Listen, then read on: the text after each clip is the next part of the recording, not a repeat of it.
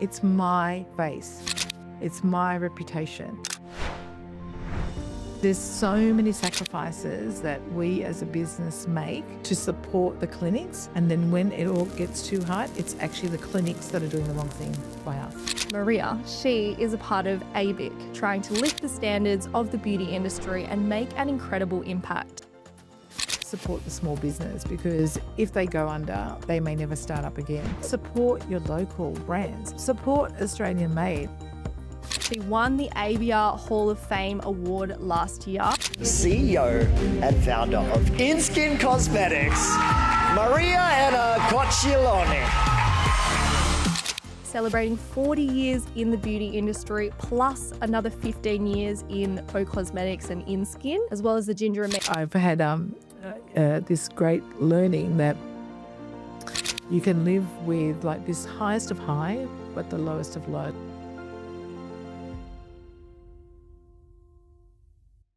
Hello and welcome back to another episode of the Beauty Industry Leaders Podcast.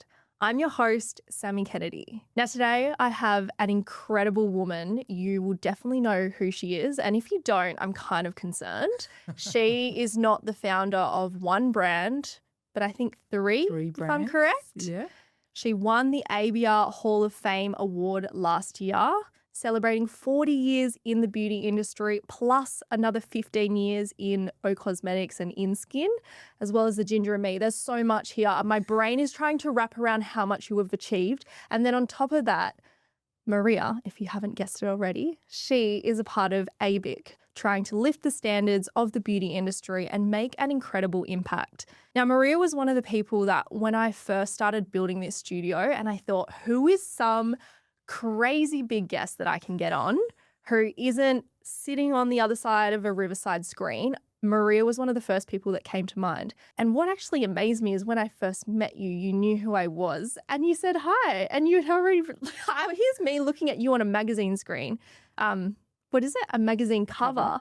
And then you've come up and waved to me and I was like, we need to get you on. So welcome to the podcast, Maria. It's so great to have you here. It's so good to be here. Thank you for having me. Of course I knew who you were. How did you come across me? Oh, look, I know what's going on. I know what's going on in the industry, and you also made yourself very well known as well. So it's something that, a lot of people sort of shy away, but I love when people put themselves out there and make themselves known. And your story, like when you and I spoke, I know you said, oh my God, your story. I walked away going, your story?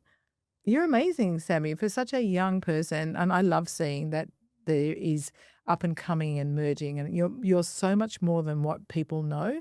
And that for me, like that really touches me. That's really incredible. Oh, thank you. Yeah. That means a lot. It's really interesting. When I first had the vision for beauty industry leaders, I wasn't actually in the beauty industry as much as I would say most people are, with really being into skin, knowing all the products, knowing who all the speakers were. I was just some young person going, who do you even look up to? And only through the podcast did I really start to see who is at the top of the game, who is speaking at the expos, who is running all these events. And what I realized is it's always the same people, and rarely do you see new people coming through. And so to create a platform that brings the people who are at the top of their game and have that knowledge to pass on, as well as put a spotlight on those aspiring people, I think that's where the industry can really raise the standards. But when you've got the same people always doing the same thing, then where's the innovation? And so something that you've done incredibly well is constantly innovate. Like for decades, you have to do something innovative to be able to withstand the trends, the evolutions, and as we're experiencing right now, the economic crises. It's never boring. It's never a dull day. Seriously, you wake up every day, and I always say, like, what element of shit is going to be in today? Because there is always going to be shit in your day. You're either going to like step over it, you're either going to try and step over it and end up with your heel in it, or you're going to fall flat placed into it. So it is that. And I think that what I'm seeing now is that there isn't enough merging talent because there isn't that same resilience. It's like it's never going to be easy, but there's so much opportunity. And I say this all the time, I'm just a beauty therapist. I am just a beauty therapist with a really good eye. and I see opportunity and I obviously analyze and assess the opportunity. But when all is looking good, then I step in. I don't think about it. I don't, well, should I? And that's what happens. In one of my roles with the manufacturing plant, we do a lot of contract manufacturing. And so I often have conversations with merging brands and individuals that would like to start a brand. Sammy, I can tell you that 1 in 1,000 take that first step. There isn't that strength and resilience. So I think that people need to understand that everything is possible, but you've really got to have that mindset that you're going to step in and you're going to do. It's really interesting that you say that, because I've had a few guests on the podcast who are probably more like 40, 50, that age range. They have lived and breathed this industry for decades. Yes. Whereas if you look at people my age up until maybe 30, 35, max is like 5 years and then they're out and then they've done something else. Or very few, like I'm talking less than 5% will stick it out and make it to that 20, 30, 40 years in the industry. Yeah. And is that an industry thing too? Like, that we're not seeing the long-term career, the future. I think that, we've already got a shortage on therapists coming into the industry. So you do know, like I always hear that the schools they're maxed out, their enrollments are maxed out. But where are the therapists? They're not making it through to the end, or they're not finding their feet in the industry. As you say, they're not staying in the industry. That's concerning.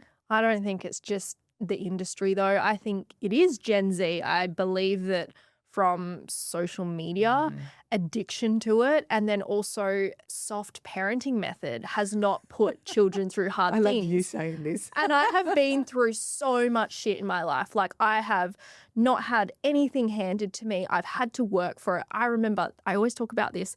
We had the old bowling alley and I used to work there for 12 hours a day. And at the end of it, my dad would give me the red $20 note. And I was like, and so how many days? It would take me 10 of those 12-hour days to save up enough $20 notes to go buy myself a pair of Nike shoes just so I could fit in at school because we couldn't afford it. But then you look at these other kids that just get everything handed to them and they don't know the true value. They don't have to go through hardship. They don't have to think outside of the box. Another little side quest thing here is when you look at video games, one of the first businesses we had was an arcade game hire. So we had the 48-in-1. We had Pac-Man. We had Donkey Kong, Space Invaders. Now, if you remember those games, there were levels. And if you died, you'd try again. And then you would figure out, when's this thing going to come out and which way do I have to move? But now you've got games that are just endless and they're mindless. GTA, Minecraft. You just go out and there's no dying. There's no dying and there's no challenge and there's no need to keep trying. Exactly. And that's really sad. And so yeah, look, it's true. I see that all the time. At least with clinic owners, you do see the challenge is real, the juggle is real. One of the things that's really alive in the clinics that, I did this myself when my kids were young, but my sheer admiration goes out to clinic owners that are juggling a business, are juggling children. I have this conversation all the time. How many learning disabilities, how many different types of challenges are there at schools these days with kids? And parents are juggling the learning, they're juggling the tutoring, the meals, the staff that don't turn up because they just don't feel like it. Or they're not even managing any of it because they are slave to their business and they have to hire people and they're outsourcing everything because they don't have the energy. It's a tough world. gig. It really and truly is, absolutely. And there are some doing it absolutely amazingly and others that really need to take a step back and assess where they're putting the time and effort, what's growing, what's not, and making some tough decisions. Sometimes, when you've got 3 or 4 kids, having a business as well, unless you've got amazing people that are running it for you, it's maybe not the right time. When you were talking about tough times, back when you were starting in skin, O Cosmedics, all of these brands as we know today, what did it look like in the early days? I never saw it as tough times. I think it was such a mindset thing. I started my business when I was 42 years old. O Cosmedics investment was $1 million 15 years ago. And there was no room for failure. And I used to say that all the time. Like, people go, what if it doesn't work out? I was like, no, there's no room for failure. I'm like, what do you mean? The family livelihood was on the line. There is no room for failure. I wasn't being cocky. I was backing myself. So if I'm going to do this, if we're going to invest $1 million, we're going to make this work. It has to just work. I often think back now, and I targeted the skin expert. I was creating a brand for the skin clinic, for the professional skin market, for the skin expert. But if you think about them and go, who does that? Like, Maria does. Maria does. I didn't think that, what if the expert doesn't love it? If it doesn't get past that first line, it's not going to make it into clinics. There's not going to be the reorders and the brand's gone. But it's good. Sometimes ignorance is good. So when the clinics, I remember clinics would say to me, Maria, we're going to come for the launch, but we don't need another brand. It's like, we're probably not going to take the brand, and it's like, just come to the launch. Don't let the launch be empty, come and support me. And then when they heard all the work they'd gone into, or the point of difference, what made the brand different, they gave it a go. But the most exciting part was when they reordered and reordered and reordered. And there obviously were challenges along the way, but I think it really is that I don't remember it being hard because I was so immersed in what I was doing, and there was no room for failure. It's so interesting you say that, because that's the exact words we kept telling ourselves when we were in $1.7 million debt. Just the only way we can fail is we don't open our doors. That was the only way. You've got this incredible product. You've invested everything. How did you come up with that $1 million to get that O Cosmedics started? So 600 grand was our personal money. Yeah. So there's where the livelihood was on the line, and the kids were small then. 100,000 came from the first 13 products. So we worked with the chemist, and he didn't charge us for the formulations, the first 13, and he then took his 10% share. And I was having breakfast one day with some really, really, really good friends, and we were sitting in a complex where we owned an investment property. And she said to me, you guys own an investment property in this complex, don't you? I said, we do. And she said, is it good? I said, yeah, it's all right. And I said, why? And she said, just got some money to invest. We were thinking maybe we might invest here. And I just said from the top of my head, I said, if you've got money, invest in me. And she said, what? I said, invest in me. And she said, what are you doing? I said, I'm going to launch a skincare brand, a professional skincare brand. Are you really? Like, is that a joke? I said, no, it's real. And she said, oh. Anyway, it was sort of that joke, that joke and truth sort of thing. Like, yeah. So they got home that night, and they called, and she said, are you really going to do that? I said, yeah. And she said, we have 200,000. We want to invest in you. And I was like, oh. Chills. I know. I was like, oh, really? She said, yeah, we want to invest in you. Then that's where Mario, my husband, comes in. I said, I spoke with, Reet and Ange, and they want to give us $200,000 to finalize this brand. And he said, oh, Maria, you guys have been friends for decades. What if this doesn't work? It's like, what do you mean? It's going to work. There is no room for failure. So, Maria, you have to seriously consider this. Like, if this doesn't work out, not only could they lose $200,000, but you could lose one of your deepest friendships. And I was like, that's never going to happen. There is no room for failure. Then I had another a lady that worked with me, and they were her and her husband are Italian.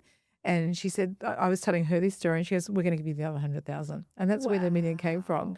Now, let's just say that they are very grateful for that conversation and for the opportunity, because they've had some really beautiful returns and dividends, and they've been silent partners in the business. And Mario's right. It could have gone either way. They could have lost their money, and we could have lost our friendship. But the good news story is that none of that happened, and we have the strongest, most incredible friendship. But at the same time, it's been a nice financial reward for them. I sometimes look back on that, and I'm a little bit sorry that I didn't think about raising that 300 grand closer to home. I have sisters, and maybe it would have been nice for them to be on this journey. But I don't know that I ever imagined, Sammy, that I would be sitting where I am today with the success of today. So I'm not sorry that it's them, that's the girls, because we have this great friendship. But at the same time, a financial gain like they've had, it would have been nice to keep it in the family too. So that's the sort of thing where I look back and I say, maybe I should have imagined that it was going to be a business, a multi-million-dollar business. But I've never, ever once, I know this is going to sound so crazy, ever thought about the financial side. Still today, I don't think about the financial side. It's just I never imagined that this business would be what it is. When you look at the people that invested, they were investing in your conviction and confidence in what you had. If you were like, yeah, I'm launching this skincare brand, like I hope it takes off. Like the Mario energy of like, oh, it might work, I don't know. Like you had Maria energy. You were like, this is going to work. What do you mean it's not going to work? Of course it's going to work. And hearing that is what makes someone go, I'm investing in you. Yeah. I know that where I put my money is going to come back because you care about it. You're going to put the time and energy into it. And you've probably done your research. Like if you're so obsessed with this product or this brand, you haven't just thrown it. Like, you know, those people who they come up with these ideas and then they tell all their friends and then they get that dopamine hit and then they kind of spike back down. They're like, all right, I've got to find another idea to get the attention. Like you knew the one you were going to hone in on. How long did it take for you to go from starting on your own in the business to then growing to, what is it, 80 staff now? 85 staff. How did you do that? 2 different sites. So we're vertically integrated. That was another thing I never imagined. So we've got that whole R&D. We employ 3 chemists. We do the manufacturing in-house. And so that whole sort of like from start to end, that the finished product is on one site. Then it comes across to the other site. And we do the distribution and the sales, the marketing, the education, the finance, everything sits in HQ. I started with other people's brands. That's the first thing to remember. I did not go in saying I was going to manufacture my own brand. And that's one of the things that I love about myself, if I can say that, is that I take considered steps. Yeah. And I don't I think that the reason why I was so, there's no room for failure is like because it was so thought out. So when I started InSkin Cosmetics, the umbrella company, I did that because I wanted to work in a nice place. There was nothing to do with where we sit today. None of that was on the cards. I had just worked in the last couple of places I'd worked in. Let's just say there was a lot of, one was the culture. It was just really didn't sit with me. And I think that if you don't align to a culture, it's very hard staying in that business. And the other one was some real dodgy stuff that had gone on. And when I worked that out, that was happening, I was like, oh my God. It went to a criminal law case and it went to the high courts. And I was like, oh my God, I've got to get out of here. Like, where am I going to go? I can't trust anyone. So you know what? I'll just start the business myself. And that's where InSkin Cosmetics started. I took on a brand from New York and a brand from California. Both the brands were owned by men and both men were not from the skin industry. So whenever things went wrong with the brand, whenever there was an issue with skin, there was an adverse reaction or a product exploded in freight, or they would always go, no. That only happens in Australia. It doesn't happen anywhere else. I was like, bullshit.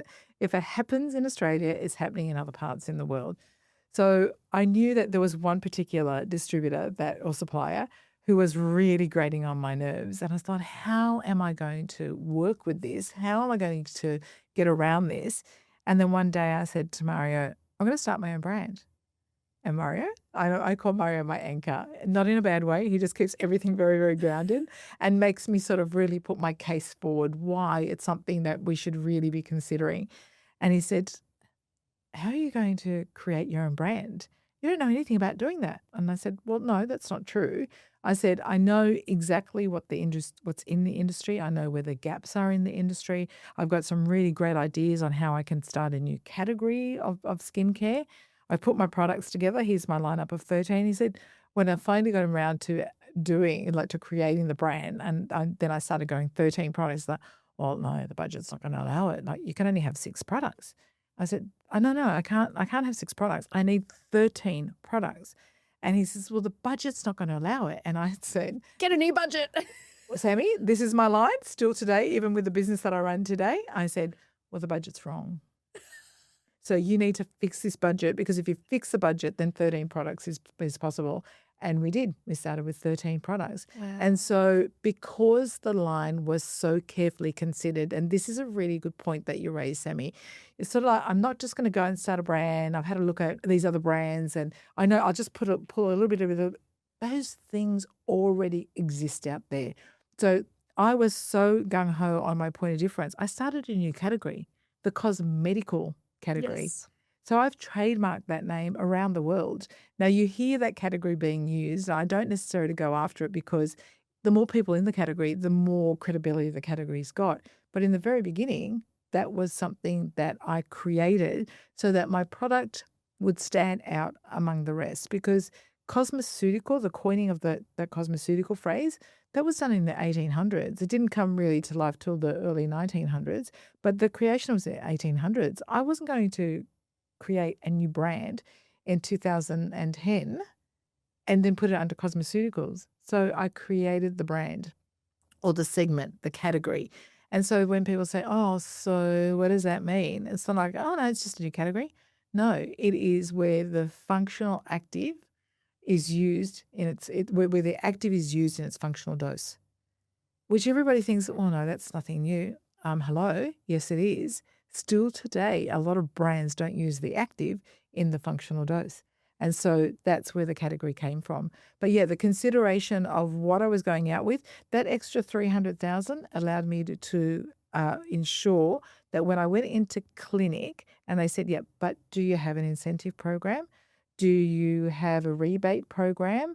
Do you do sampling? Do you have brochures? Do you have a promotional calendar? Do you have a BDM that comes out? Do you do education?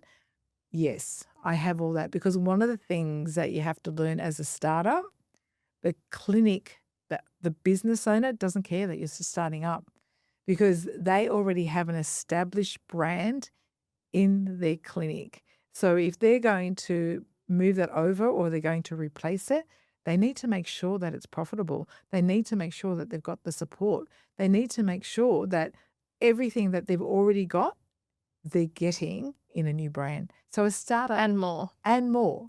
A startup doesn't like, yeah, I'm just starting out. And when we get bigger, then we're going to put a BDM on. When we get bigger, we're going to have an online training hub. When we get bigger, we're going to do promotions.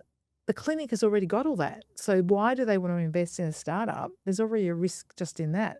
So that's where that $1 million allowed us to go in and go, yep, we do that. Yep, we do that. Yep, we do that. And then, of course, the grand finale is that the product worked and that the consumers loved it and they just kept coming back and buying it.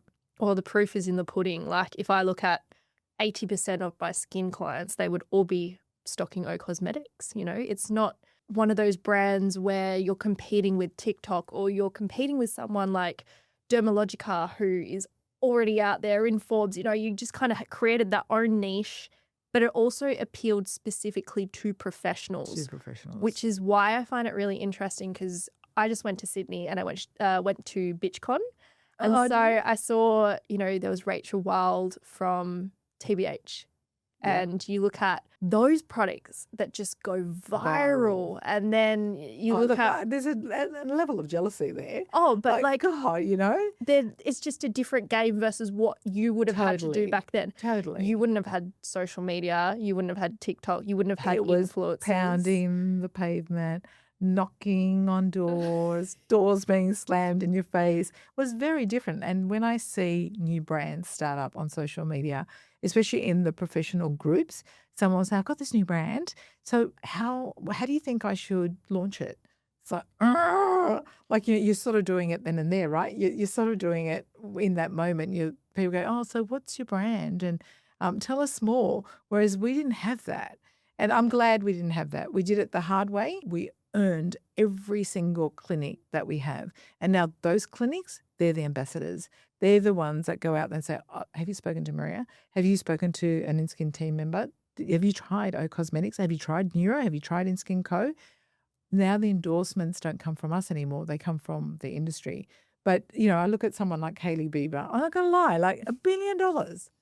You know, the Aesop sale, the Bondi Sand sale, like the $1 billion sale. if you look at Hailey Bieber, like she probably wasn't even involved in the creation of the brand, right? She might have had some say in the smell or feel or something like that. She had a business for 3 years and then she sold it for $1 billion. I have worked every inch of this brand and the brands that we do and the offer that we've got. That'd be a dream, $1 billion. But at the end of the day, like I said, it's never been about the money. It's about making a difference in the professional skin industry. And that I will go to my grave with that, because at the end of the day, what I want, my big, big desire is that the consumer has an outlet that they can have a skin journey where there is ultimately a professional holding their hand, so that they're not making these decisions that are costing them money, that are costing adverse reaction on the skins. That, the idea is that you've got an expert that you can turn to and say, my skin's been doing really well, but all of a sudden this has happened. What do I do? As opposed to them self-diagnosing. So that's Absolutely. the big dream, is that the brands that we have, our trilogy of brands, will always be considered as that next level skin experience, because there's a skin expert right beside the consumer. As someone who has not been immersed in the skin world and gone and done a diploma of beauty therapy or dermal science, it's really interesting because let's just take a peel back. Like, everyday person goes into Woolworths. They look at products on the shelves and think, okay, that's what's available, that L'Oreal anti-wrinkle cream that you put under your eyes. And so the average person is not educated that there are products like this out there. And so they see the TikTok brands, they see the things that just pop up on ads on Instagram. Nick got sucked into one. He saw this like Phrase Skin, and so it's these two tradies and I know which one that is. skincare. And like, do you know what I mean though? They don't know any different. There was a connection. And right? the marketing hits the pain point. Exactly. It's so true. And this is the hard thing, right? Is making sure that you have got those touch points that make the consumer reconsider what they're doing. And look, I've tried that myself. As much as I know about skin and the viral trends, and not movements, the trends, stuff that's here today, gone tomorrow. There are, every now and then, there's something that's done so well that I'll think, okay, I'm just going to try that. I'm never disappointed in the disappointment, because it's going to be, it's going to be photoshopped, or it's going to be a whole lot of, if the science doesn't match. So for us, with O Cosmedics now, it is known. It amazes me how many people know O Cosmedics. Everywhere I go, like even sometimes I think that I'm being set up. I met one of our guys that lives in our complex, a new boyfriend. His name's Nick too, actually. And he said to me, oh, like, your product's everywhere. And I don't know, in that moment, I thought he was being a smart ass.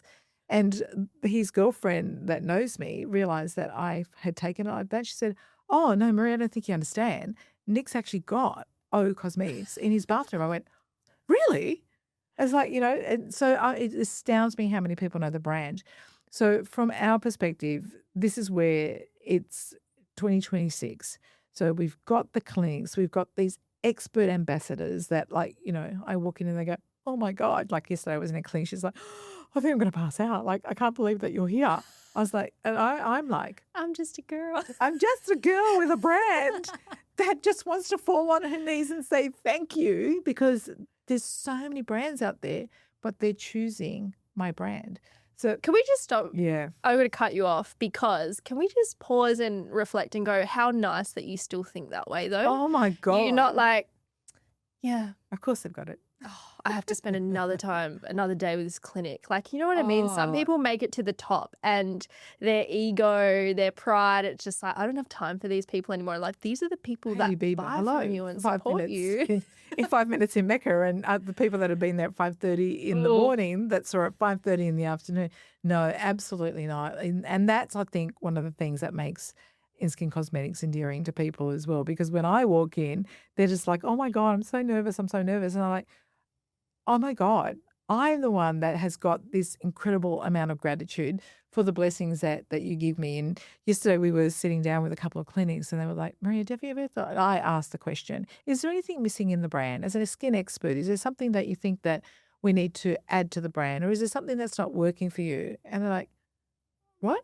I said, no, I create these amazing products, you turn them into magic. So if the magic is not where it needs to be, and so then I'll say, what about? I go, oh, like, I'm fantastic. And they can see the excitement. And they go, you're really going to do something about that? I go, yeah, absolutely. So it is and I don't call them accounts or clinics or clients. I call them partners because we partner each other's dream. And if I can give them that next piece that is going to make them stronger and better at their skin solutions and they're able to get their skin transformations, then why wouldn't I do that? So it's me that has the gratitude because I couldn't do it without them. Oh, 100%. But that's where we were just talking about, Sammy, is that I will, to the day that I die, to the day that I sell this company, I will be totally committed to the skin clinics. We're just investing over $1 million in a new website. And my brief is like, take the clinics with us, touch points, because we have got a much better opportunity of hitting the consumer that's not coming to the clinic with that sort of website. You can only imagine, right? I'm just like thinking, did you get the people who did the bomb website? Because that... Oh, no.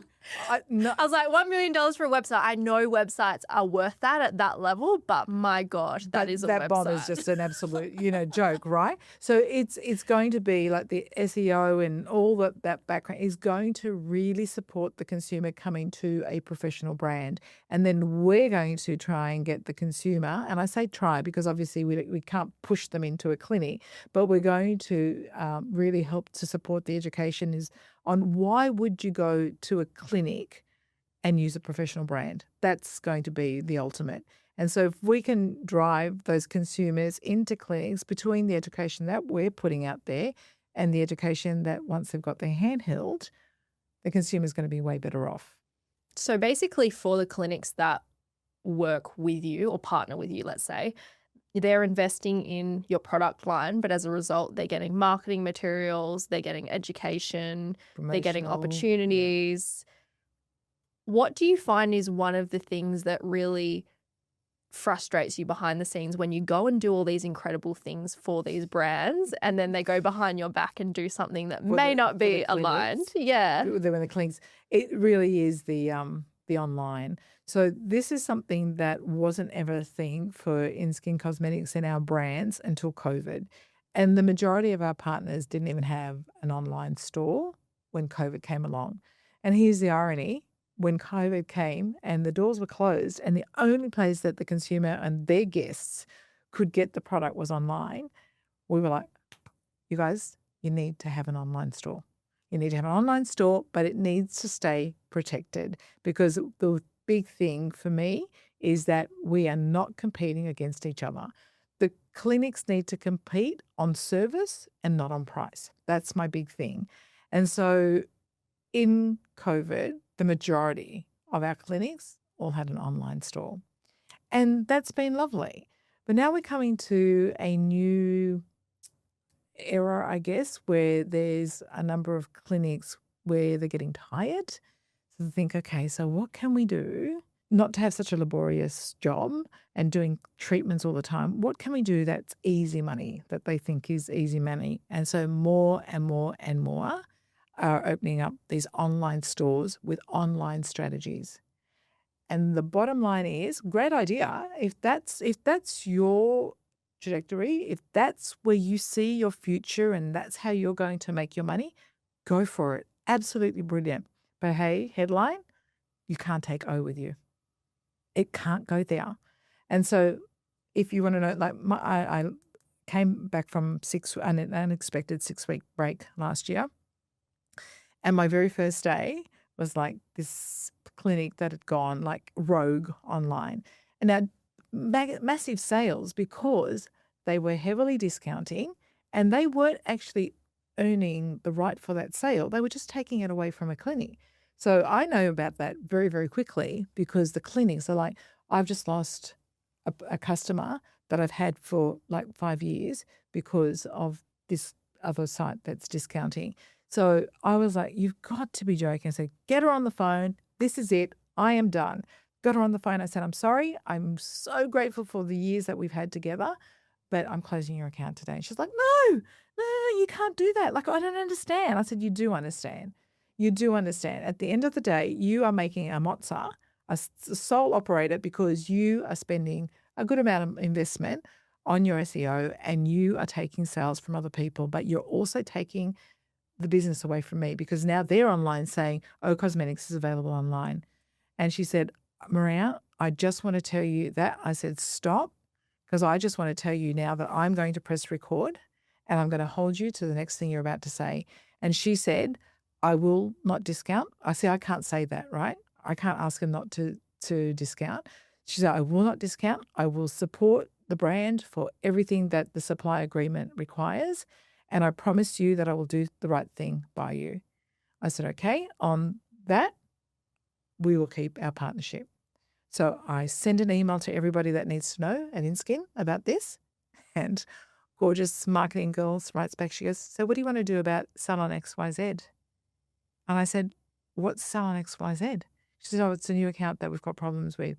I look it up and I'm like, Tanya, who's my national sales manager, like I never lose my stuff like that. I said, who the hell is this? And she said, oh, it's one of the problems that we've got. I said, my God, we allowed this to happen because I can see from this website, this is an online business. Yes, but they've got a bed. They've got a cover up. The bed is a cover up. So I have to fly down to another state to talk people through this. But at the end of the day, we've got a couple, like it happens in Western Australia all the time. And they do try and take us legal. And I'm not trying to be cocky here, but I've been doing this for 15 years and it's been legal and it's been above board. And so when you ask me what frustrates you the most, it's clinics that sign up to one very like strong and like targeted concept and then go rogue. Yeah, because you've invested all that time and energy into also upholding a certain level for the brand, the clinics you work with. It's all reputation, right? It's my face. It's my reputation. You know, there's so many sacrifices that we as a business make to support the clinics. And then when it all gets too hard, it's actually the clinics that are doing the wrong thing by us. So in one of my previous episodes, it's funny, I spoke about how this whole, we should only be able to have the supplier supply to clinics. And I said, at the end of the day, it comes down to your sales skills. If you're not selling product, it's probably because you haven't got the right mindset. So then you're not even offering it all because you're scared they're going to say no, which can be a huge projection. You're talking about the clinic? Yeah, Yes. yeah. And Yep. also staff, especially younger staff, if they're like, oh, I couldn't afford that $300 cream, they're not going to sell it because they just project that. The other side is not confidently knowing how to actually sell from a place of service. So looking at, okay, what are all the problems that they're experiencing and how does this product actually support them in their investment into treatments, into getting a result, into maintaining that result. And so one of the biggest things that I see with the clinics I talk to is it's actually about you understanding how to sell with confidence. And then the other side of it is also online. Yes, online is great, but if you are really good at what you do, your sales should be through the door. Because if you look at Gen Z, and I say Gen Z because we are coming through as the next wave of consumers who will be driving all of these trends and how we buy and behave. Now, we used to love online shopping, but what do we want even more because of our TikTok brains? Instant. So I can buy it on the spot and I know I can use it that day. I don't want to wait 2 weeks for shipping, especially with the shipping costs and times. Who knows when you'll get it? Exactly. Yeah, exactly. So I think that retail sales will go through the roof because it's kind of like COVID all over again. People will go, oh, I don't know if I should go in and will I have fuel or whatever it is. But then instead they'll think, okay, I'll get my home care because I still have to keep the results there. And women care about beauty a lot. They do. And as I always say, we're in a great industry because until vanity goes out the window, we're going to be fine, right? But I just want to take you back to, you said selling with confidence. I think that if they just looked at it as selling with accountability. So if you do your job right, any job, think about any job, right? And you go through a consultation and you are given an in-clinic plan. The accountability here is to finish the service. And that's to ensure that your guest or your patient is using their product morning and night, morning and night, morning and night, because the service that you've just completed today, 80% of the results are at home. Yes. And so if you think of any professional service, they don't leave you high and dry. So you don't go and sit with a doctor and says, yes, look, I think what's happening here is you've got da-da-da-da-da. I've got a UTI. Yeah. Oh, don't worry about the antibiotics. Yeah. At least you know what you got. Yeah, right? So then you leave the doctor's surgery and you go, oh, my God, I've got a UTI. This is going to get bad. So doctor hasn't written a script. I will just, you know what? I'll ask ChatGPT. I'll go on Google and then I'll work out what I need. Yeah. That doesn't happen, right? Because the doctor has a responsibility to complete the diagnosis with a prescription. So where did it get lost that when an individual comes into a business and they share with you what their skin concerns are, they share with you what the problem is, you give them the solution in a treatment format, where is the home care? Because as you said, it's not just Gen Z. It's just human minds. Like, I need to find something. Like you sometimes you hear someone might say something and it just sort of triggers your like, you know, you sort of like your, I don't know what I'm trying to say. So it triggers to, oh, like, we gotta get that. Like, you know, I was talking to someone about the Aura ring, right? And it was just a conversation that we didn't discuss where do you buy it, how does it work. It was really like how she thought it was amazing. And then I find myself, I go home and go, tell me more about this Aura ring. Like, you know, how does this work? How's it different to an Apple Watch sort of thing? So we don't realize we trigger this interest. And then once it's triggered, we're looking for a solution. Yes. So we're in the clinic. This is the bit that drives me insane. The patient is in the clinic, and then Tamara Reid did a presentation for us not long ago at InSkin, and the percentage of people that leave a clinic and then on their way home stop to buy a product because either what they've been prescribed isn't right for them. Let's say that maybe it's just too expensive, but there wasn't a lesser price opportunity, or that didn't connect, or they just weren't prescribed anything, which is probably more what happened in clinic. They stopped somewhere to buy product. Is that just not ludicrous? That's just nuts. So it's not about selling with confidence. It's about being accountable. And then, yes, build your confidence by doing the training, by getting, for us, we've got an e-hub. You don't even need to go to a training course. Like, you know, there's modules that you do one step at a time to build up your knowledge.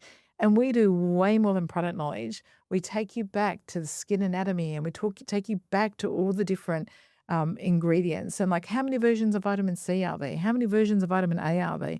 And if you did your training a year ago or you did it 10 years ago, guess what? There is new updated training that's available. Immerse yourself. Like, learn your job and learn it well. I feel like beauty should have continuous professional development like nurses do, doctors, especially in skin specifically, because there's so much new information coming out. I even remember when I was at university, we had this whole new, I guess, training or units introduced, which was just on epigenetics alone. And epigenetics was never a thing before, but then all these different factors that can influence. If you keep running your business and providing the same services and not investing in upskilling, you do fall behind, or you may be, I guess, having information that isn't as relevant anymore. Like, people used to think smoking was fine back in the day. Yeah, there that's was a right. time, and now it's Yes. like, maybe not. And even drinking tap water, like, there's just so many different things that come to light. And if you're not staying up to date, and also if your products that you're investing in and the brands that you work with, they're not offering training, that's also a bit concerning. It's a big concern. You're absolutely right. But also too, there is so many collaborations in the industry that continue to help grow business and grow individuals and grow management and leadership. You've got to find where your weaknesses are, and you've got to fill in those gaps. And it shouldn't always come down to a supplier. I'm sure that my 18 BDMs on the road, I'm sure that if they were to go and do a psychology course, that their what are they called, the pre-learning points, the precedences and stuff, they would have like most of it done because they do it every single day, and that's fine because if we walk into a clinic and we can see that there is something going down that's not product related, it's not brand related, you can't go past getting through that mindset before you can talk about things that you need to. So I do all of that. But at the end of the day, we've got to get focused on ensuring that the customer experience, that professional journey, and that's the real sort of killer word. The professional journey is different to walking into Sephora or walking into Mecca, walking into, as you said, Chemist Warehouse. How many products are there? And once upon a time, you go to a supermarket, the products were like $9.95. Now they're $59.95 or they're $79.95. And what are we doing? We're still self-diagnosing. It's nuts. So when you look at clinics that are wanting to sign up with you, how do you maintain integrity and ensure that you do bring the right people on board to work with your brand? It's a really good question. I think we do have a criteria, and I know that it sounds a little bit snobby or a little bit arrogant. We put out, I always say that I want to be the Gucci of the industry. And just I say Gucci because it sounds good, but I just want to be one of those, Chanel or one of those designer brands that if you want to work with that brand, then you have to be able to step into that investment. And if you want a copy, then go for the copy. It's not a problem. So we do have a criteria that you have to meet. And of course, like one of the things that in the beginning, I was a bit opposed to, and that was home clinics. You cannot ignore that cottage industry is growing every single day. But I can't have my brand in a home that you walk through the corridor and through the kitchen and through the living room and past the bathroom into the bedroom. So if there's going to be a home clinic, for instance, it's got to be an independent dwelling and it's got to meet all these different criterias. If we put the brand in, and when you're dating, everything is just wonderful. Like, I need you to do this, this, this. Absolutely, I'm going to do this, this, this, and this. And then we come to 6 weeks down the track. It's like, hey, no one in your team has done the eHub learning. It's like, yeah, I know. It's something So busy. So busy. It's something that we get to. It's like, whoa, this is a problem. You have a professional cosmetical brand on your shelf and no one's trained. So unless the training's done within the week, we're going to put the account on stop supply. And that's people go, are you like serious? Absolutely, because this is the contract. This is the legal contract that we signed. And so we do need to hold the partners accountable to doing the right thing. And not because we think that we're better than anyone else, but there is a criteria and a standard that we are looking to support. And that's what makes us different. Well, if they didn't do the training and they start getting adverse reactions, then who does that fall back on? It's going to fall back on them and you. And them and us. And did you do your Yes. due diligence? And Exactly. Yeah. That's the good thing with the online training is that you can see if they've actually even tried to go on there, let alone what part of the modules that they're up to. So it really is, for a business to be successful with a brand, it is a partnership. And it has to be a win-win. And I always say, BDMs, can we do it? I go, yeah, absolutely. It's like, can I give $1,000 of free stock? Absolutely you can. If they place an order for X amount of dollars, they can have $1,000 of free stock. If they make their in-skin pop levels, they're going to get a flight, like a travel voucher of $5,000, or they're going to get 12.5% rebate. The answer is always yes on a win-win basis. And sometimes one of the things that I see is like, oh, you should ask your supplier for that. They can give you that. You got a goodie bag going, like get the supplier to give you a retail size product for 200 bags. Like, hello. So what's in it for the supplier? That's one of my other pet hates. I have an email at the moment. It's like, hey, Maria, hope you're well. We're doing this amazing big event. So we're doing the goodie bag now. We just need 200 products. Would you like to support? No, I'm not a sponsor for the event. You've got loads of sponsors for the event, and I'm not going to throw in a product just for the sake of throwing in a product. It's got to be a win-win. So I think we're really fair. One of the things that I don't like, we want to be that Chanel. I'm going to do that. I like that. I want to be the Chanel of the industry, but at the same time, I don't want that, oh, they're so full of themselves. Or every now and then I hear a BDM will say, oh, Maria, I have to close XYZ account because they don't have the representation on the shelf anymore. And we had the conversation and they're devastated. They're going to call you. And then they call me and I say, like, just send me a photo of what the shelf looks like right now. And they'll say, well, it's like I sort of have to fill up the shelf. And I said, look, at the end of the day, if you don't have that representation on your shelf, that's where my brand is. It's not in Mecca. It's not in department stores. So I am counting on my partners to put that beautiful representation of the product on the shelf. And when you don't do that, that actually goes against the brand. And it also upsets other people in the area that you've got that like silly little representation. So I am going to close your account. It's like, you've changed. You weren't like that before. It's like, no, I haven't changed. The supply agreement you signed 15 years ago is the supply agreement of today. What has changed is I used to ask for 100% representation, but because the brand's gotten so big, now I say 80% because then you can mold that representation to the skins that you truly look after. So sometimes it backfires and they like, so you're different. I go, I'm not closing your account. If you want to keep buying from O Cosmetics or from InSkin Cosmetics, I never want to say goodbye for your personal use. But I can't have the product represented with 3 or 4 products on the shelf. It's not going to work. It's really interesting because as I'm listening to you say all of these things, the nightmare clients that you probably would have, any beauty or skin clinic owner would also hate to have those nightmare clients, the ones that don't follow their aftercare, the ones that say, oh, yeah, no, I'll pay you next week, or oh, I don't want to pay my deposit. It's the same thing with an opening order, or it's the same thing with keeping that stock there. And it's very interesting because what you put out, you will also attract. And so if you don't hold yourself to that high standard, and then you've got these other people who are trying to bend the rules, I'm like, are your clients trying to bend the rules with you? Like, it's such a valid point. And we do attract that cream of the industry because they know exactly where they stand. They understand exactly what they're going to get back. And it is a viable and profitable and fun and family-orientated relationship. It's one of the partners said to me yesterday, I said, what attracted you to 5 years ago when you put it in your first or 4 clinics? She's an Australian brand, woman-led. She said, I love that it's a female founder.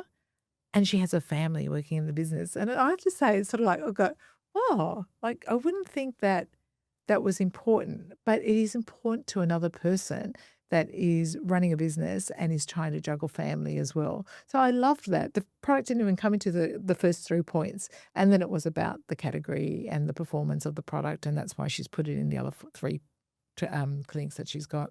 People buy from people. Yeah. And they used to hire, like, I guess founders, and this is what I've been talking about a lot in my content, business owners, founders, entrepreneurs, they would hide behind their products or their services, photos of their clients, and never show themselves. And it's essentially like creating a faceless account. There's no connection. And seeing this perfect corporatized marketing, it's not relatable. It doesn't create connection. And so even though you may not have 100,000 Instagram followers, you've been in the industry so long that you have had such a strong personal brand that stood the test of time, and you have that word of mouth. Now you look at what people are lacking as clinics or even other brands out there, they have no connection to the founder. So I want to know, who are you? What do you value? What makes you different? And it's the same thing. Like, I remember when I was coaching, I would see big hair extensions, big eyelashes, and fake boobs. And I thought that was what success looked like. And I had to have a Range Rover, whatever it was, to just look, or a CLA 63 or something. Sorry if you got one. But anyways. 53. That's what I felt like I had to be. And also being so young, you see everything on social media. Yeah. And then I was like, you know what? I'm just going to show the behind the scenes of the family business, my travel, a bit of unhinged humour here and there that I don't think I'm that funny, but then I'm like, at least other people are laughing at me, I hope with me, but sometimes at me. And all of a sudden my clients, they really valued family. They really valued travel and freedom. And so you attract those aligned people. But if you It's like when I heard your story, when I got off the call with you, I was like, wow, oh my God, amazing. So inspiring, so young. But you talked about things that I align with, and I love the fact that you and I are totally different generations, but you really align with the things that are important to me. And it's unusual to find in a young person that family, like you always talk about family, with not your grandparents, they're so important to you. Oh, And yeah. but it's so lovely. Like I even know that you Gong Gong and Paw Paw, like that's who you talk about, right? And I she's a character on my stories. People love seeing her, Seeing her, yeah. Yeah. And I think that when you can be real, one of the first learnings I got with that was when Maria was a store manager for Myers many years ago. And I'd gone in one day I took the kids in, it might have been his birthday actually, took the kids in and we took him out to lunch. And we had to walk the floor to sort of like to find him, to walk out, to go out for lunch.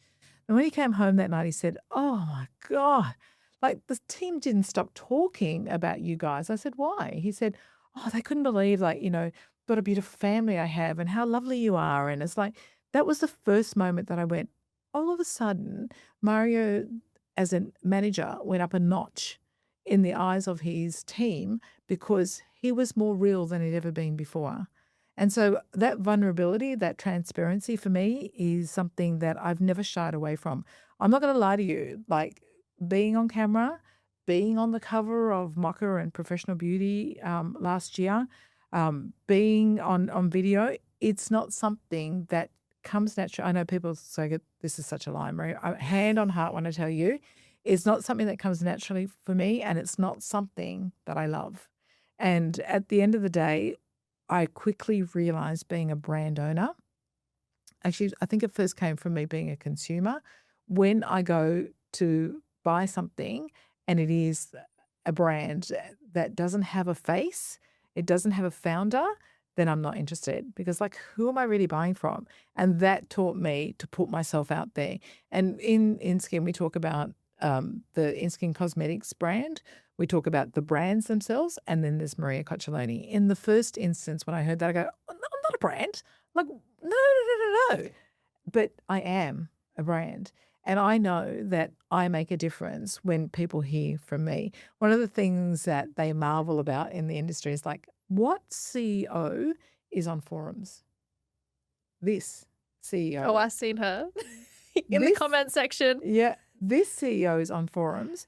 And even in my ABIC role, that is a really important part of what I do because there's a part of me that really is concerned and frets about the future of the industry. So when I was invited to join the council, it's like, okay, this is good because this will keep me close to all the challenges that the industry has, and it will help me to make a difference in securing the future of the industry. So I think it's just like if they can see who you are over and above the business, one day we is going back to the cars. It made me laugh. We have nice cars. It's actually probably the luxury that the Cocciolones have had as being cars. Do you have a Lambo? No, but I do have that CL. Speak to you, Ray. I like to laugh. So someone came to InSkin to pick up an order, and the Cocciolone cars and some of the team member cars are all parked at the front, and then went to InSkin Pop to our trade Facebook page and wrote, wow, to work at InSkin, you have to have a luxury car. And that person had come into the business and had been hosted and all that sort of thing.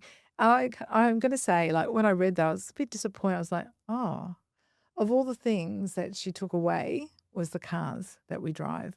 But I always look at that and I try and understand the way people think. But it's just that for them, it's a deep, like what you're jealous about is secretly like what you want. Yeah, well, maybe, but it's like that's what people see.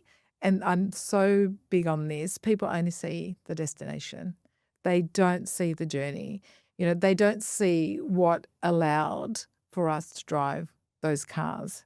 And so it's stuff that I know Cass and I once leased the cars at exactly the same time, and we were at the dealership. It was her first beautiful car. And she said, Mum, are we going to are we going to put them on Facebook side by side because they both had the ribbon on them? And I said to her, you can. This is lovely for you, Cass. It's like your first beautiful car. You can. She says, why won't you? And I said, because Cass, not everyone's happy for you. And so it's one of the things that you learn very quickly is that you keep that stuff away from the public eye because they don't translate it into what it really stands for. And then a few months passed. I said to her, you didn't put the car up. You didn't sort of like, share your beautiful new car. And she said, I heard what you said and it's probably better not to. And so you have to think about stuff like that. Not everyone is happy for you. And that's okay. As long as I always say that you do everything right every day and you're comfortable in the way that you've gone about your business. And, for me, the cowboys in the industries and stuff like that, I'm not interested in any of that. I don't it's like we do things in a way that when we put our head on the pillow at night, that we have done a good day's work. And the people that we've brought along with us appreciate the work that we do. And we don't just transform skins. We do help to build businesses. That's the stuff that I'm really proud of. Yeah, absolutely. When we were going through everything, we always shared the behind the scenes and we documented it. And so by the time that Mum and Dad were going on their first holiday in like 22 years, I think. Their last one was their anniversary, like their wedding honeymoon. So I guess there's the other side. It's like if everyone sees the picture perfect brand from the outside looking in and they don't get behind the scenes, they don't understand. But then if you do, they also sometimes do have more understanding or empathy. Yeah. But people do suck at the same time. Like there's always going to be people that love what you do. There's always going to be people that have something negative to say. And one of the things that I've found is it doesn't really matter. Like I wouldn't listen to the opinion that I wouldn't go personally to someone and ask their advice from. And so if someone goes out, I don't like your car, I don't like your shoes, great. I guess I'm going to go cry today and hope you feel better. What do you think I'm going to do with that information? Who cares? And it's just that's a maturity thing as well. But also beauty is worse. It's so bad. The beauty industry is so much worse because when I look at a lot of women that are really deep in it, they're becoming someone they're not anymore, trying to impress other people, the big fit outs, the fancy cars, the big holidays. And obviously they work damn hard for it, but then sometimes it's at the expense of, and this is just Australians in general, trying to look rich and having no money in the bank account or heaps of debt. Exactly. And you've got to know when to make those moves. And that's a Gen Z thing as well too. Like, the younger generations have got beautiful cars and beautiful designer sugar daddies. Exactly. And they don't own anything. Yeah, only fans. And they don't own anything.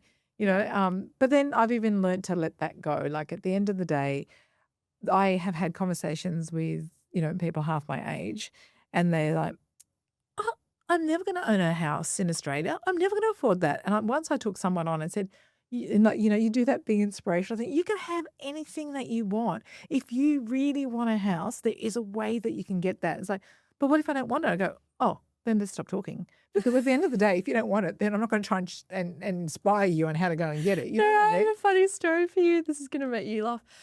So one of my, I guess, childhood friends, she's a little bit unhinged. She has her close friends. And the other day she put up a story and it was like, I'm one strategic marriage and divorce away from having my dream life. And I was like, no.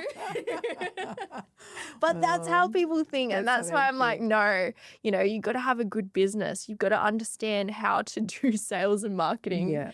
Yeah. But I think too that vulnerability is really important. Like I'm starting to see now with the fuel crisis that we're bringing back some of the memes that we saw during COVID. Oh, yeah. And one of them is that, support the small business because if they go under, they may never start up again.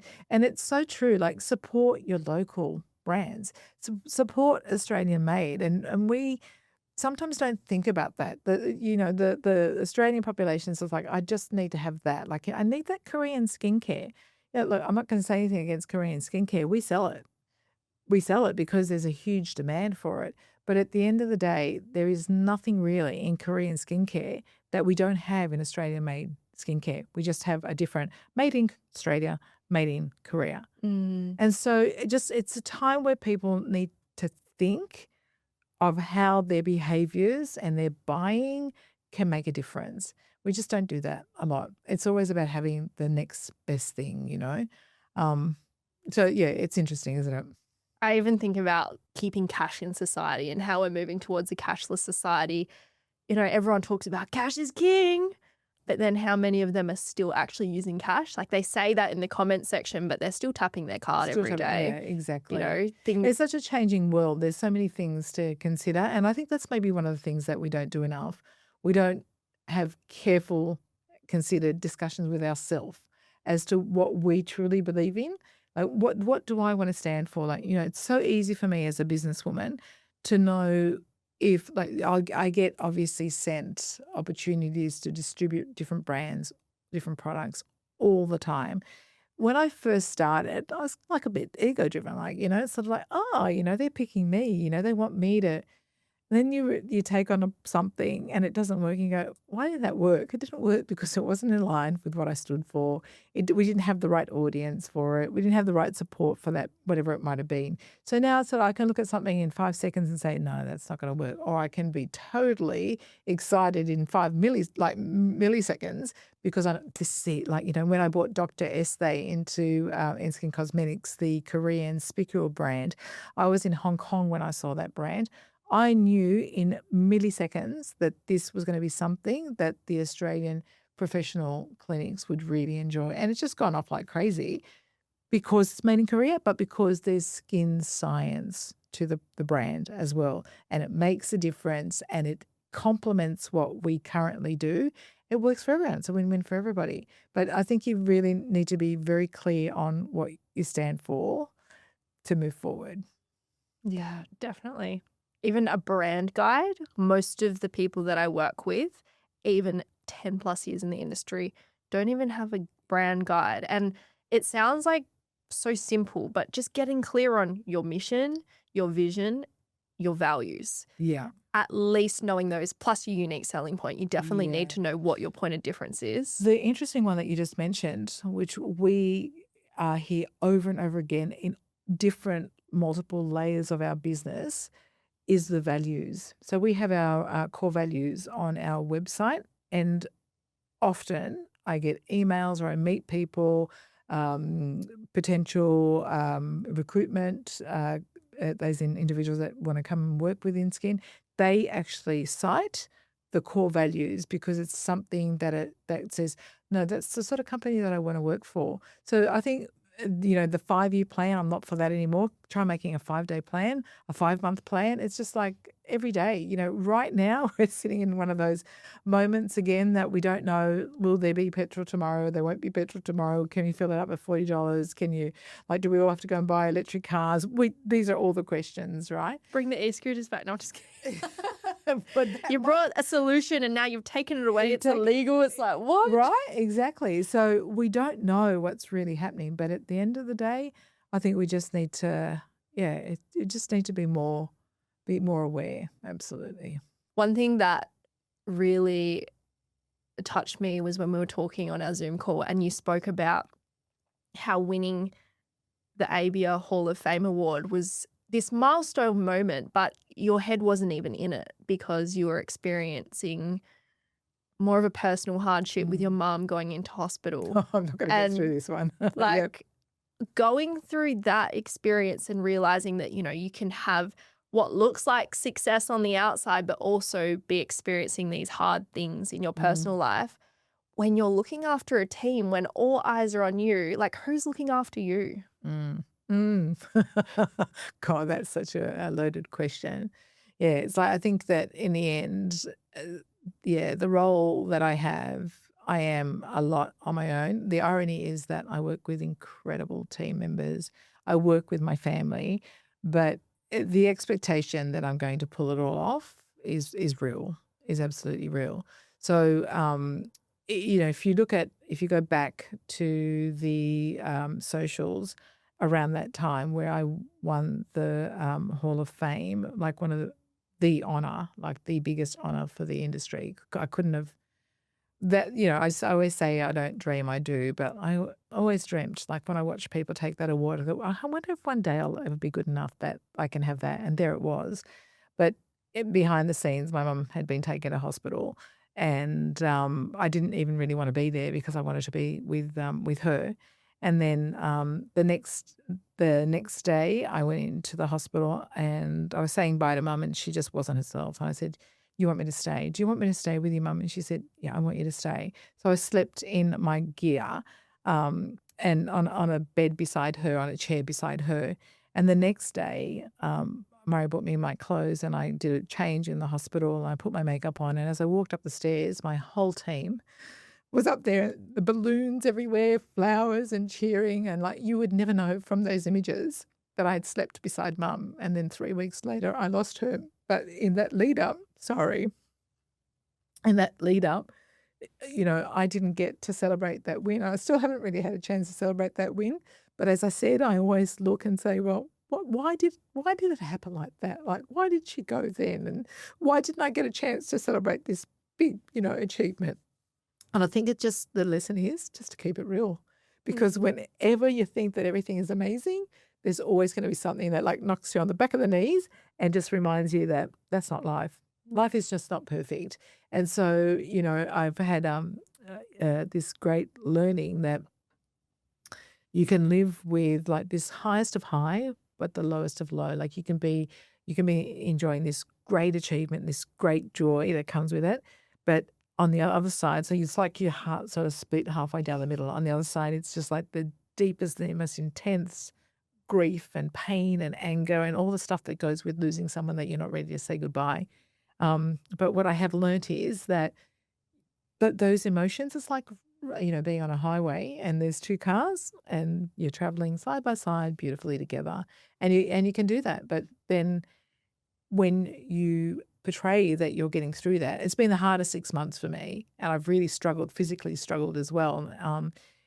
You really are on your own. Yeah, you are. So, but then what can people do?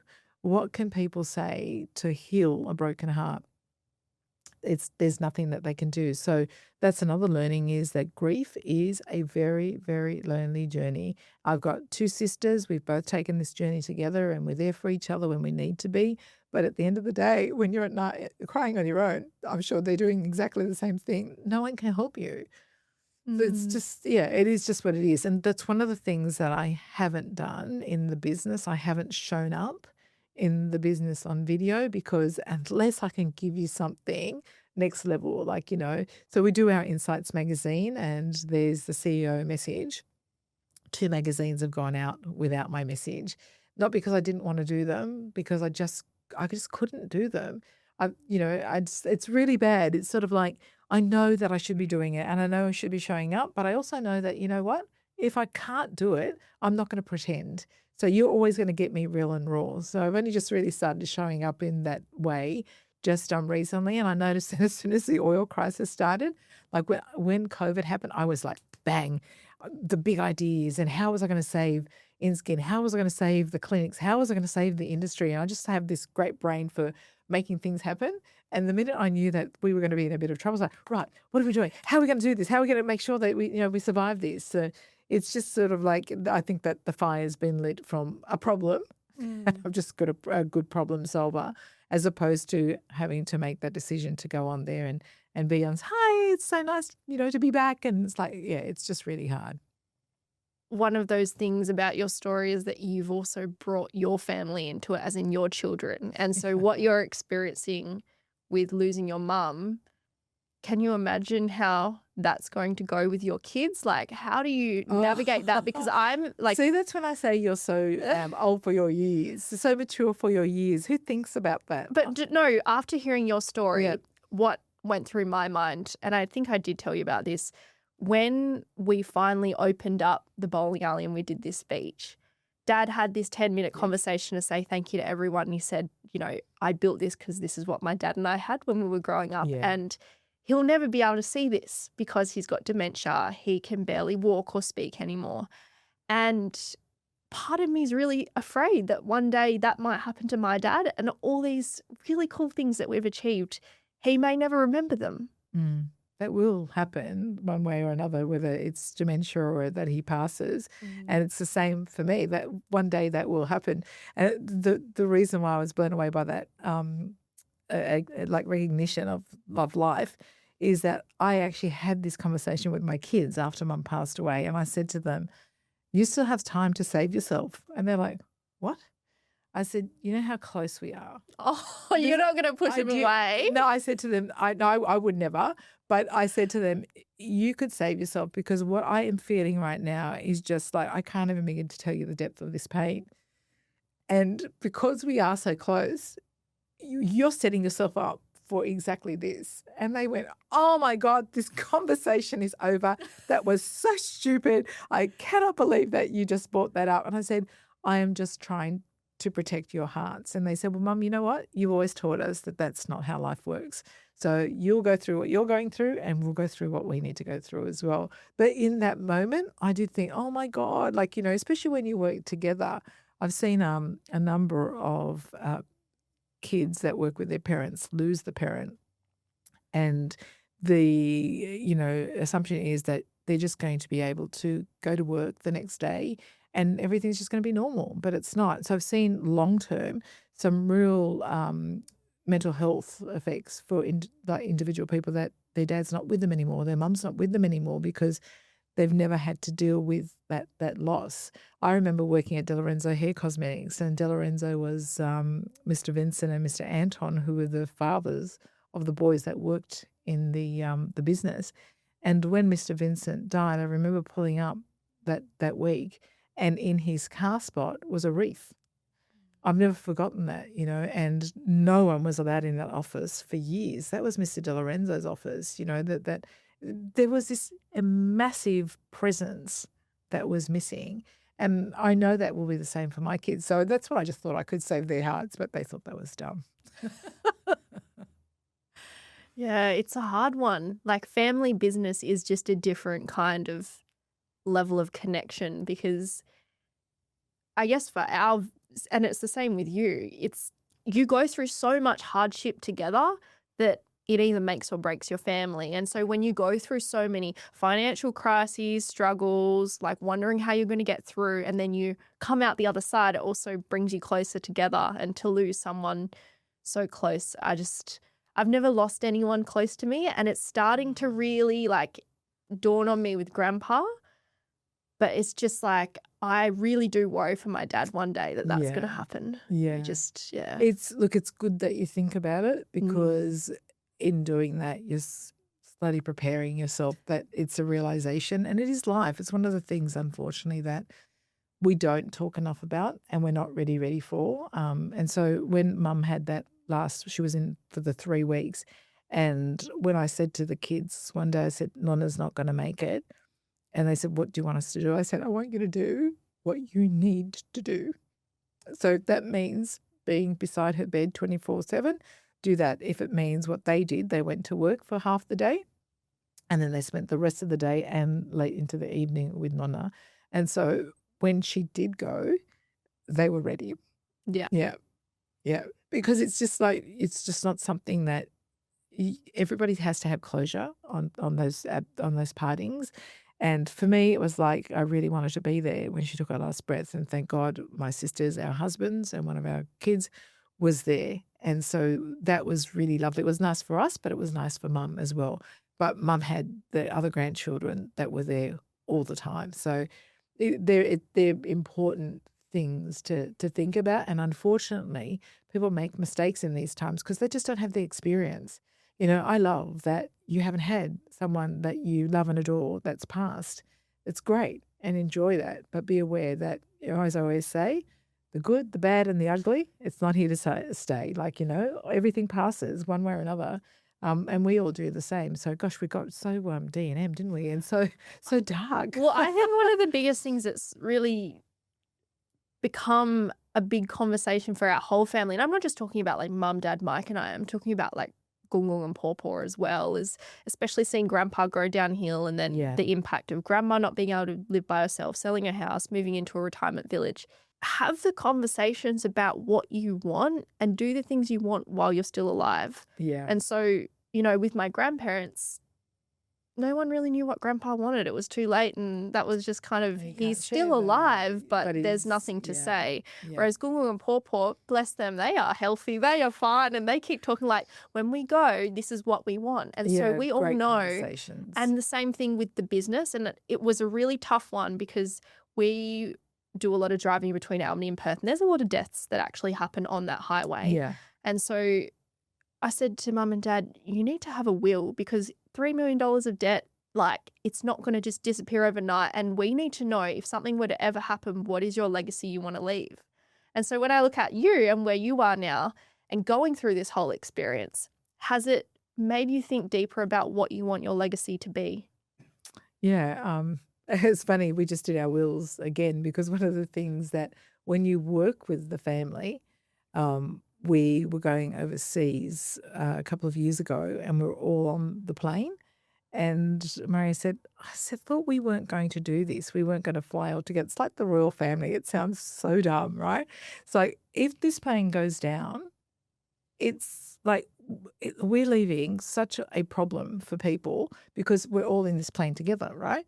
And so Maria and I did a will 2 nights before, and we called the solicitor and said, look, we've put this will together because we're all going to be on the same plane at the same time. He said, Mario, this is not the way it's done. He said, I'm going to email you our wishes, and then we've got an envelope in a drawer at work, and only one person knows where that envelope is.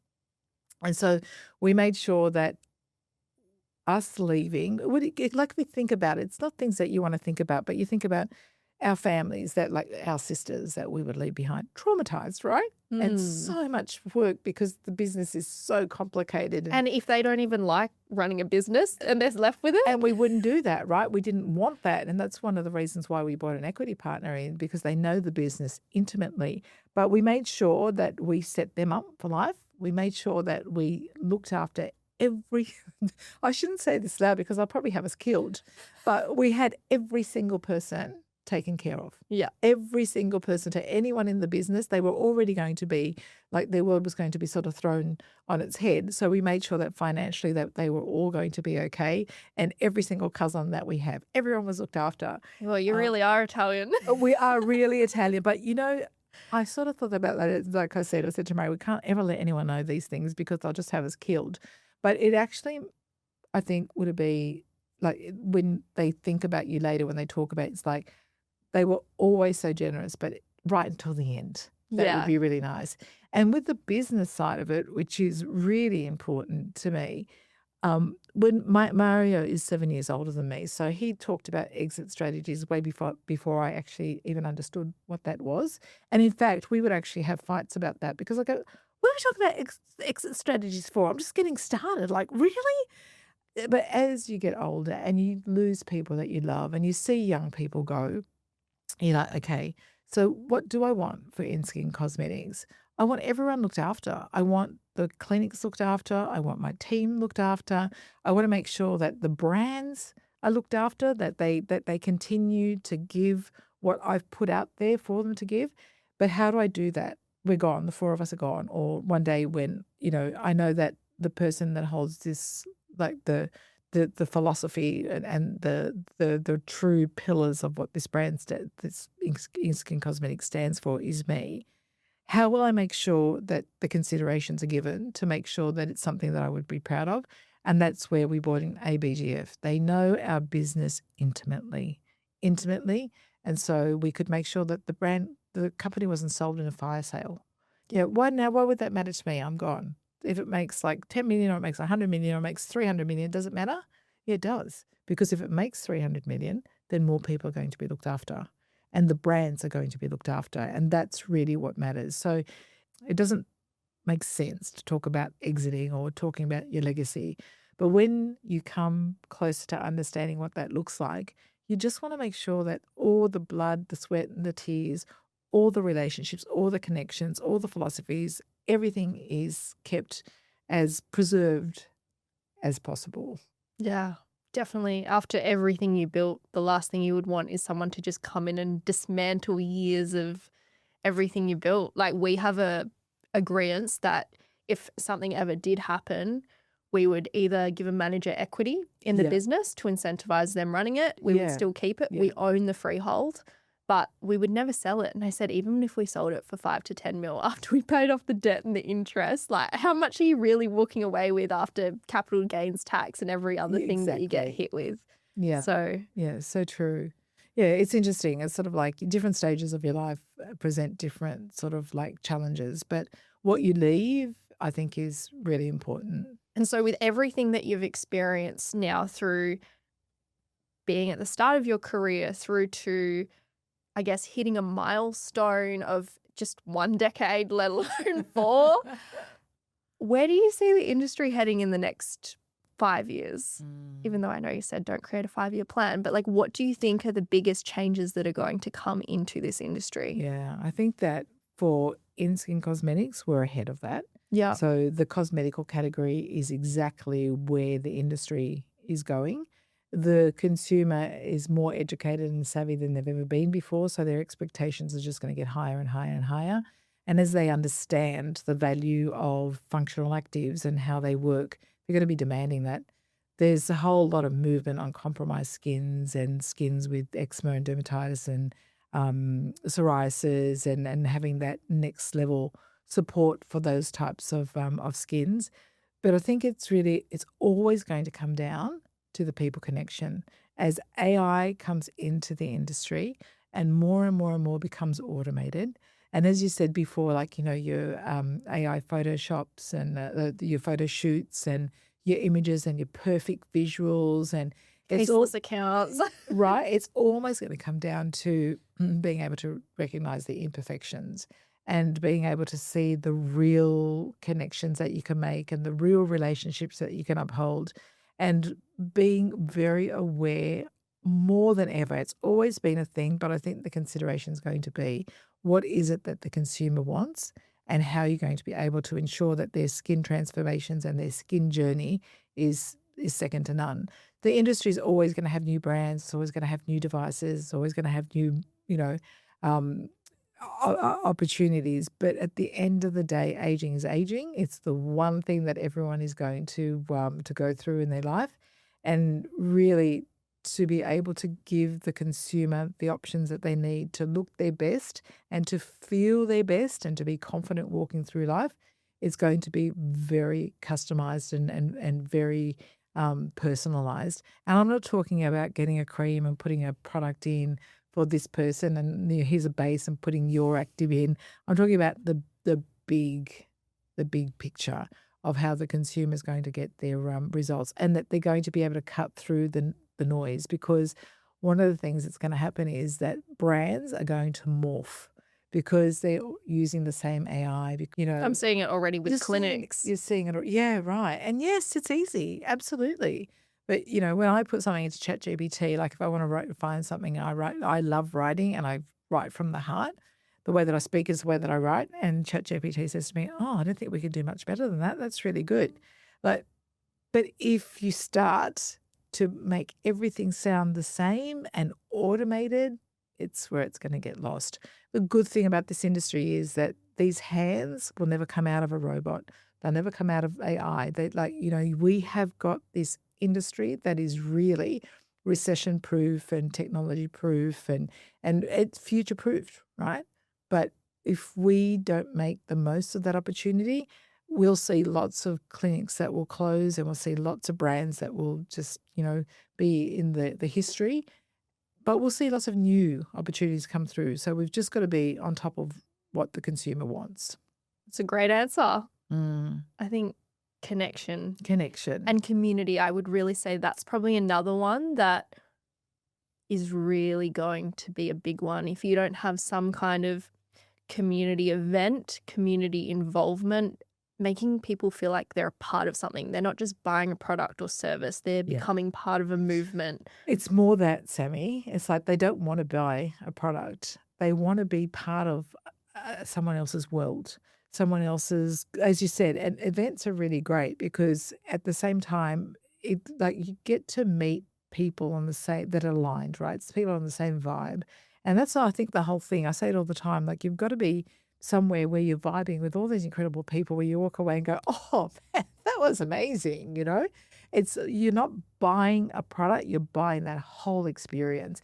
And that's what's going to be hard for brands and for businesses to really put themselves out for what they stand for. We go back to what we said before. You need to know what you stand for, you know, and you're not going to be something for everyone. You don't want that. But who do you want to be part of, and who do you want to bring along for the ride? I love it. Who do you want to bring along for the ride? The clients, your family, Yep. your friends, investors. Investors. Yeah, look, that's a part of it, right? You've got to know who you want and who's actually going to cheer for you Yeah. and who's going to be there to hug you or hold you when you're not in a great space of mind. Like, those key people really do matter. Maria, I've really loved talking to you. You have so much knowledge and wisdom to share, as well as, Sage. you know, I don't know, I've spoken to a lot of different founders about different things, and it's so funny because I had all my questions and I was like, yeah, and then I already knew what I wanted to ask you and I didn't need them. And just the way that you present yourself, I think, even though you may not love doing this stuff, you are born for it, and you need to get your message out there, because behind all the emails and things, like, people want to know who the face is and hear your story. And I know I can only begin to imagine losing your mum has been hard and that whole part of your journey. But there's a part of you that is where you are today because of who you are, and you've stayed here because people respect that. Yeah, So it's real and it's raw, but people can adapt to, like, they can align to that, they can understand it. And sometimes when I'm telling that story, especially when it comes to family and there's challenges, you've got your audiences and you can see them, yeah, you know. And I was in bubbles. Bathurst. No, I was in Bathurst not long ago, and I did a presentation, and somehow the reality, always the story comes out. Carla said, oh, Maria started a business from a garage, and we talked about how the business started, the brand started, and then the beautiful Bathurst customers, they come, they hold your hand and they say, oh, I really resonated with your story about your dad and dementia, or I'm so sorry that you lost your mum. One lady said to me, I have always wanted to start my business, and tonight you were the push that I've always needed, and I am going to go home and make it happen. I love that, because if someone, you know, obviously I've learned that somewhere along the line, and my parents put that real sort of, like, you know, make the most of life, you know, philosophy into me. And if I can do that for somebody else, so someone else can one day say, you know, I listened to Maria Cocciolone speak, and she said something that made me go, if she can do it, I can do it. That makes me happy. If she can find $1 million, I'm going to find $1 million. I think, though, you probably need 5 to start today. I wouldn't you? know. You know what? But I think people do start on like 30 or 50. It's just not what you would have done. Not what I would have done. Yeah, and start earlier. Yeah. Well, that's the other thing. Opportunity, you know, it comes and goes, and you've got to be a good person to be able to spot that opportunity. It's just some things, the timing, you just can't get it better, and it's just choosing, you know what, no matter what, I'm going to do it anyways. Yeah. I think it's either in you or it's not. It's Yeah. not something you can teach people. But thank you. It's been an absolute pleasure, and I love hearing your stories too. If people want to connect with you, or they want to learn more about InSkin, O Cosmedics, GINGER&ME, inskin.co. Oh my gosh, did I just nail all 3 brands? You did. Where can they find you? Like, where's the best place? Each of the brands obviously have their own Insta and Facebook pages, and InSkin Cosmetics has got its own page as well. I think it's the InSkin Beauty Feed. I should know that. I know. I have my own page, which is just, you know, I don't do a lot of business on that, but I'm easy to find on socials as well. In the comment section. I'm very easy to find. But I'm also really willing to support dreams. You know, if somebody's got this one question that is like, oh, look, if I could just ask Maria, just ask. You know, if I don't respond, it's because I haven't seen it. It goes into those spam folders, or it goes into junk or something like that. And this is where you get the creative people. They come to your office, or they send something to you. You know, you got to think outside the box. Yeah, true. Awesome. Thank you so much for listening in to today's episode. If you've loved it, please take a screenshot, share it to your stories, and tag us, letting us know what your biggest key takeaway was. And I'll catch you for next week's episode. Thank you.